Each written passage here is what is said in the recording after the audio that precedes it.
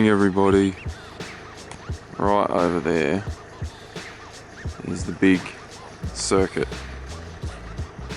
for the bend, and then right down over the top of those sheds and further is the drift circuit, I'm pretty sure. But anyway, this is a big 4 caravan park, and we stayed in here. How convenient is that? It was actually really good.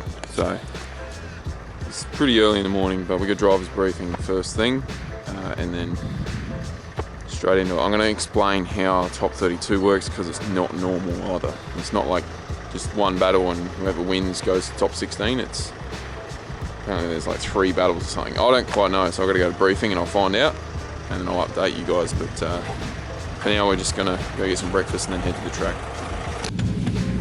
Okay guys, I'm just in the van because it's, yeah, anyway, it doesn't matter where I am. So we just had briefing, and they explained how the top 32 works here. Now it's completely different to anything I've ever run, and I doubt you guys, anywhere you are in the world besides here in SA, have run a format like this before. So I'll try and make it as quick as and as easy as possible to understand. So basically, top 32, you end up with another opponent, where you end up doing like a team tandem. So you and another guy will go out and do your normal battle, so to speak, but you both get judged out of 10 for your lead and your chase. So basically, if I'm paired up with, say, Dan, we'll go out, I'll follow him, and we'll both try and do the qualifying run as close as we can together, and we could both end up with, you know, a 9-9. Because it's out of 10, or we could end up with 10-10. I think that's possible. And then we switch around, and then we do it again, and we could get 9-9 again. So the aim is to both get really high scores, and then you'll both end up getting or moving through to top 16 if other people don't do so well. So if you spin, you get a 0. But say you're chasing another guy and he spins, you pull back, get out of his, you know, like make sure he doesn't get in your way or whatever. You continue your run, and you can still get like a 7 or an 8, because you didn't technically spin. So there's a lot of good things about this. I can't really see any bad things about it. And you don't only go with one person, you actually get 2 battles. So technically you get 4 runs, so you end up with 4 scores, and then they drop your lowest and they double your highest score, and somehow that works perfectly. They haven't had any issues with it. They've been running it all season, and in a nutshell, there's no fluking. There's no like other dude stuffed up and spin, you go through to top 16. You end up with a really good top 16, or I think it even goes to top 8. I think top 16 they do it again. But yeah, pretty much you end up with a really good top 8 or top 16. Where dudes are consistent and, you know, they're going to put on a really good show. And at the end of the day, everyone gets more runs. So I think it's a really good format. It's the first time I'm doing it. So just so you guys know, that's how it's going to be today. And I'll put a description before each run of basically what's happening. And hopefully I can get the scores at the end of the day, and I'll add them in to the video as well. So we'll see how we go. And I should be out now. Everyone's out there practicing. So I'm gonna go get ready, got my suit on, and yeah, let's do our best today. All right guys, let's do it.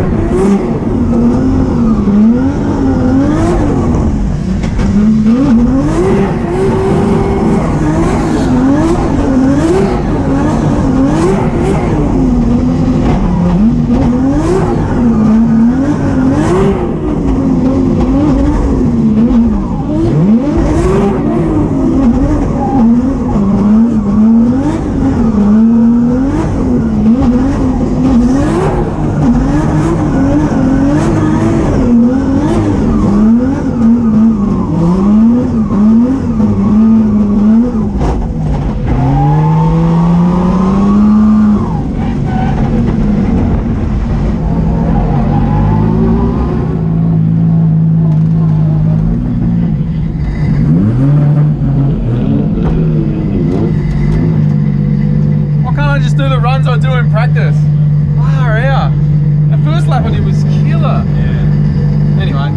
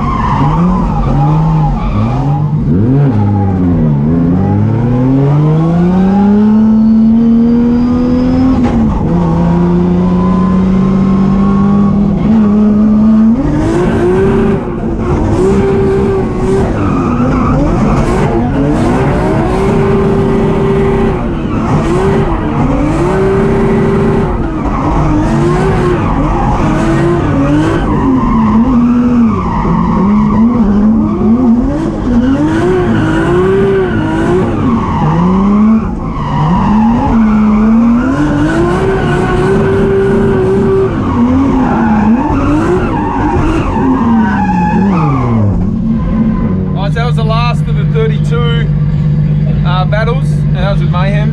With the point system, I'm not sure how it really works now. They drop your worst run, which is obviously my stuff up with Scotty Miller, and then hopefully my other 3 runs were good enough to get through to top 16, and we do it again to find out who got top 8. So, alright guys, so we made it through to the top 16. I think we got 7th in the top 16. So now we got the same point system to get to top 8. So I just got to drive really good with the guy I'm driving with. I think it's, I don't know his name, but he's from Victoria and he's a really, really good driver. I'll find out what his name is and say it after, but we just got to do a really good battle together, get high points, and then we go through to top 8. So, and it is absolutely pissing down. Oh, look at it. It is ridiculously wet now, so it's going to be very slippery. I'm at a bit of a disadvantage with all the torque and power of this thing being high up. So yeah, down low you got nothing, and yeah, when you really get on it, it just wants to turn itself around. So you'll see I'm half clutching a lot of handbrake. Looks a bit messy, but it looks good from the outside. So hopefully you can see my footwork a bit, but yeah, I'm trying to do a lot of half clutching to keep the wheels sort of going. You alright, bro? How you going out there? Oh yeah, not too bad. Yeah. What's your name? Zach, the battery. Oh, we are. Yeah. You're in the red S13. Yeah. Here he is. I was just saying, I didn't know your name, but I knew the car. No. So this is Zach, everyone. He's actually from Victoria, right? Yeah. I've heard that you're a really good battler, so Really? it's yeah. Should be good. Yep. I'm just going to try and do it as clean as I can because it's still for points, so Yep. no point going crazy. Sick, bro. Can't wait. There you go. There he is. This is going to be wicked.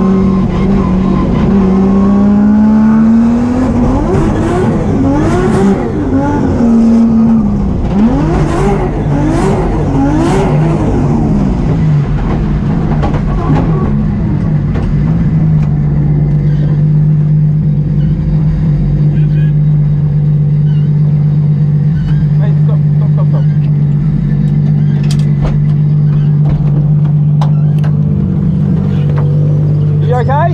Yeah, I'm good.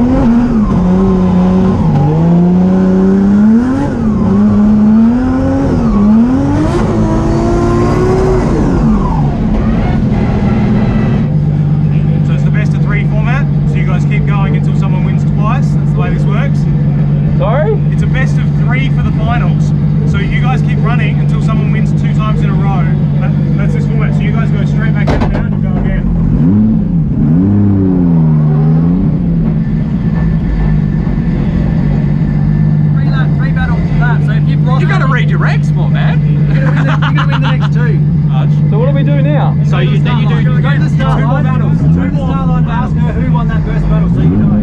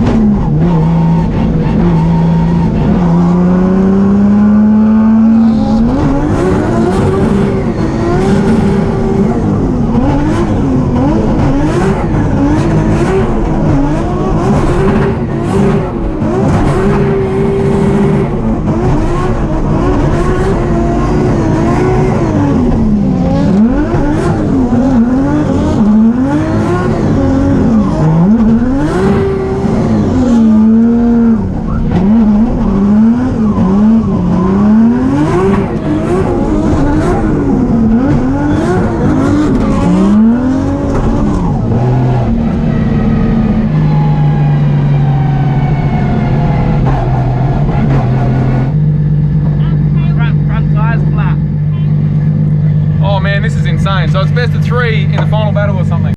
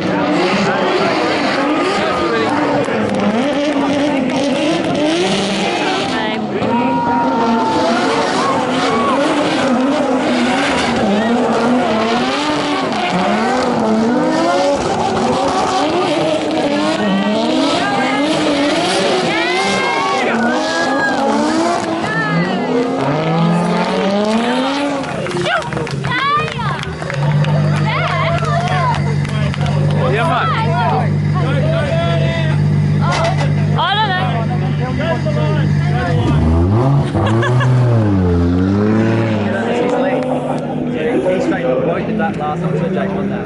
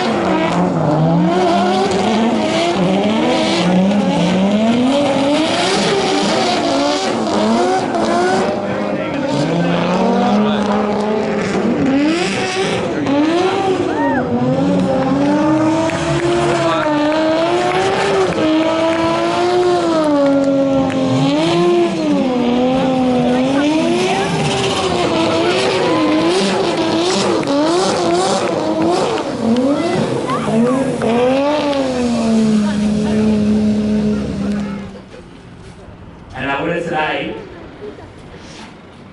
driving this Cal Scott.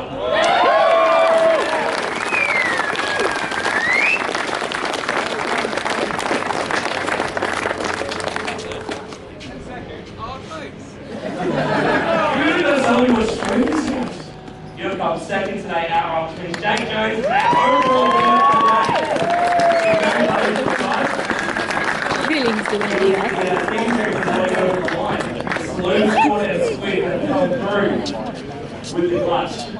G'day everyone, it's the following day from the round 4 drift event. You would have seen all the footage by now of the GoPro on my helmet, and I kind of put some captions down the bottom to sort of give you an idea of where we were at throughout the day, because I didn't do any filming in between. Didn't really have a chance, and it's a bit weird when you get this camera out and start filming. So anyway, today I've obviously cleaned the car a little bit. It's not full of dirt anymore. One thing I did notice, I haven't quite figured out yet, but I have this brand new dent in my door. I don't know when that happened. Could have been when tape actually went into the wall and I somehow avoided it. I don't even know how I did that, to be honest, but that was obviously in the footage and it was pretty crazy. Now today I've just plugged into the Motec. I'm just going over the logs because some of you will have noticed, some people already noticed on the day, I had a different limiter come in on a few runs and it was sounding a bit different up high. So I'm just showing you here, we logged the inlet air temperatures, and as you can see, this red line here is the coolant temp. So all throughout the whole day, didn't get over freaking 80 degrees. It's incredible how good this thing runs now. So it didn't get hot at all, but the intake temps, you can see them spiking up. Because we're drifting, the intake temps, it's obviously based off air flowing through the intercooler. And when you're consistently sideways, there's no air going through the intercooler. So that's why it's spiking up and down. Literally when I'm on the loud pedal for a long time, even though this is, realistically, this isn't a long time, this little spike. Oh, sorry, this is a fair bit of time. So if we zoom into one of them, yeah, over this run here, you'll see that it gradually goes up, up, up, and then I'm on off throttle here because this is the RPM of me driving. And then yeah, by the time I'm on the loud pedal a fair bit, it gets up to 70 degrees. So when it hits 80 degrees, it'll bring in a new limiter. So I can't actually get the temperature to go hotter. So Chia's designed it so it'll bring in a 6,000 RPM limiter. And then if it keeps growing, or the heat keeps going up, he'll then start pulling timing out. And yeah, you'll see down here, the ignition timing table, which yeah, honestly, there's so much freaking going on. It's awesome because fortunately for me, this car, we didn't put the alarms on the dash. So when something's actually happening, I don't get warned about it now. The computer just does its own thing, and it's, yeah, this M130 is freaking insane. So if there's any issues, it starts doing all the jobs it needs to save the engine without letting me know, and I can just keep beating on it and not have a worry. So it's pretty crazy. The standard Neo with low comp on some of the cylinders has survived the drift event, and we ended up with the outright first. So it's a little bit confusing there. The point system is weird. We did come second in the battles. Caleb Scott did beat me in the final after 4 runs, 4 battles. Huge congrats to him. It was freaking wild. But I got to be honest, by the last one, I was just like, I want to get through this battle without crashing, because I hit the wall twice really hard, as you guys would know. I really just wanted to end it. But yeah, full credit to him. He deserved it. He was driving like a crazy man all weekend. And we ended up with the overall win of the whole event because I got points for qualifying and team drift and all this other stuff. So technically we won, but in my eyes we came second.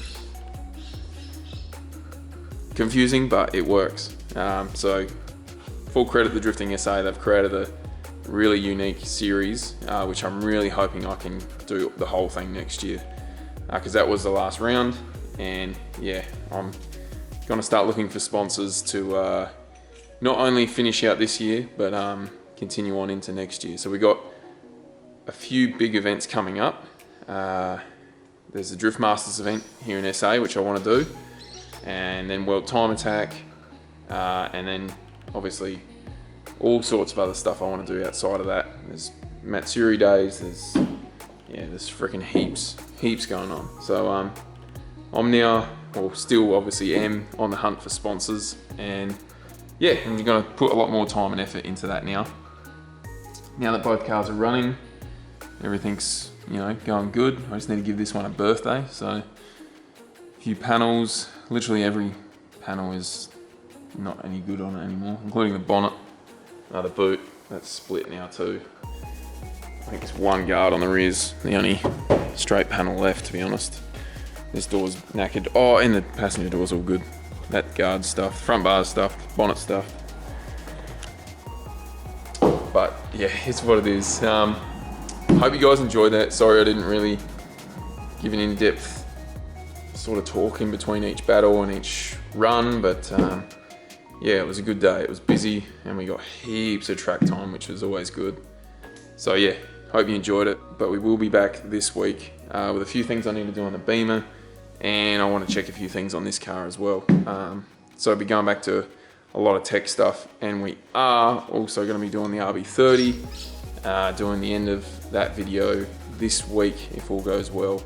So maybe end of this week I'll get back down to Lewis Engines, finish off that engine, and show a really in-depth video of how all that process happens. So Lots happening, guys. Can't thank you enough for the support. It's been freaking amazing. And we're almost at 16,000 subs. Yeah, it's incredible. So thank you guys, and we'll see you soon. See you.